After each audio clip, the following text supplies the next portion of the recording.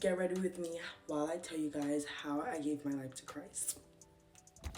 So it all started in 2020 and 2023. I think that was the year. But before that, obviously, I was raised in a Christian household. And I think that's like the testimony of a lot of, you know, the testimony of a lot of Christians, of course. So yeah, I'm one of them. I was definitely, raised in a Christian household or whatnot.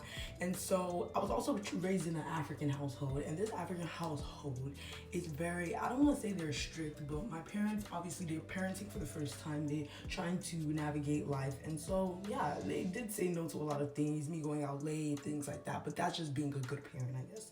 So, well, not I guess, I actually know. Yeah, it was being a good parent, trying to protect me from the world, which is very, like, now being 23, I'm now seeing, how dangerous the world is. And so, anyways, I got to college with the mindset of, I'm free, I'm gonna live life how I wanna live it. And so I was doing all sorts of things, obviously sinful lifestyle, everything you could think of, honestly. Well, not everything.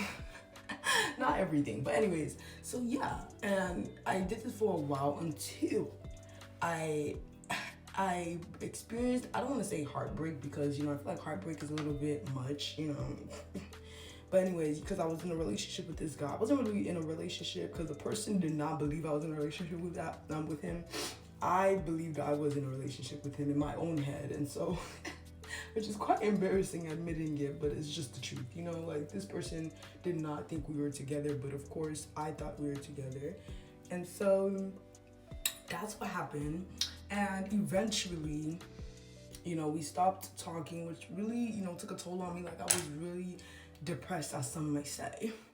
And that year, it was kind of depressing for me because obviously this person that I honestly made my God at the time disappointed me, and I was really sad about it.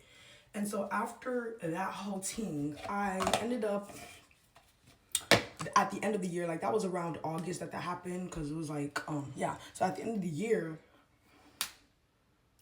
I was like, God, I don't want to be heartbroken again. Like, I don't like this. I already knew about God, trust. Like, even 2020, this was a time when I kind of got closer to God because I knew of God. Like I said, I grew up in a household that, reverend, like, not reverend, but gave respect to God. Like, they knew about God, they told us about God, things like that. And so I already knew who he was, of course.